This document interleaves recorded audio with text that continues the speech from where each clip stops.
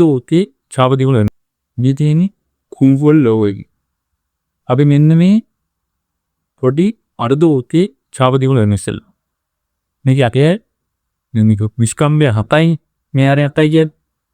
ඒවර මේක විස්කම්බය 7යි නන ආරය 3.5. ඒතකොට මම මේ ගැලේ ඇවිල්ලා 9.5යි. ඡාපදිගුණ යොම පුරුතේ ගනම් 2.5 ආර. ඒ මේක නම් පුරුතයන්නේ භාගයයි.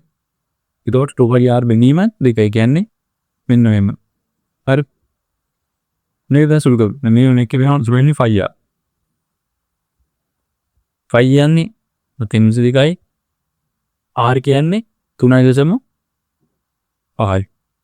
යන්න එක නම් ඒවර මේකට 1යි අතර 2යි 2ට 1යි 22ට 11යි. ආපදික ඇවිල්ලා 11යි සෙන්ටිමීටර් සෙන්ටිමීටර වලින් නම් එකට. මොන නෙගෝ මේ අසෝකේ. අපි ඊට පස්සේ ඔයමු ලොකු එකයි. ලොකු එක නම් ලොබ් දෙන්නේ. මෙතෙන් දෙන්නේ අර ඉදිරිය 7. එතකොට 7 ඩාටා කැපෙනවා. ඒතකොට උත්තරේ 22යි.